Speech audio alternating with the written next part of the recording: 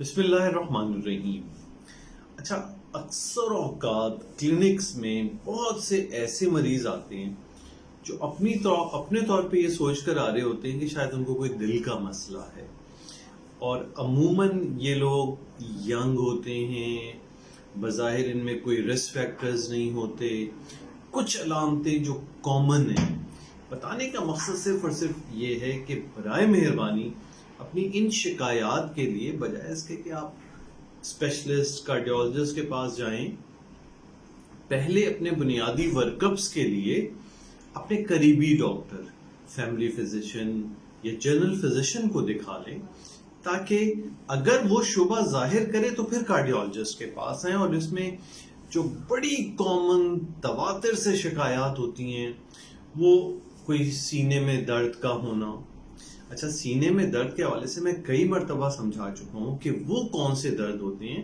جو واقعی دل سے متعلق ہوتے ہیں۔ باقی دیکھیں، آپ کے ادھر ادھر درد ہونا، پوزیشن ریلیٹڈ اور دوسرے درد، تو ایسی کیفیات میں ہمیں کوئی اتنا لمبا چوڑا کارڈیاک ورک اپ کی نہیں بلکہ رسک اسیسمنٹ کی ضرورت ہوتی ہے۔ دوسرے، اکثر لوگ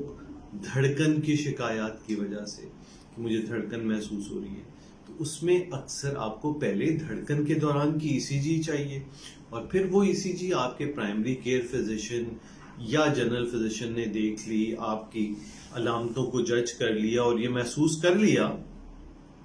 کہ بھئی اس میں بظاہر اس وقت کوئی دل سے متعلق معاملہ نہیں لگتا ہے، تو پھر کوئی پریشانی کی بات نہیں ہوتی کہ کارڈیولوجسٹ۔ اصل میں اکثر اوقات آپ سب بھی جانتے ہوں گے کہ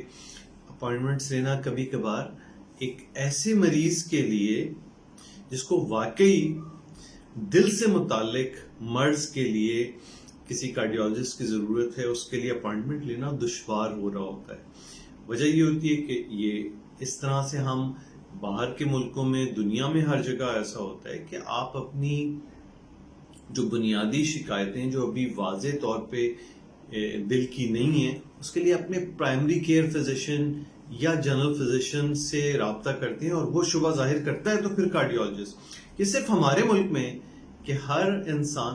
نہیں، یہ بالکل ہے کہ آپ 2-3 ڈاکٹرز کو دکھا چکے، آپ کے دل میں تسلی تشفی نہیں ہو پا رہی ہے، ٹھیک ہے، آپ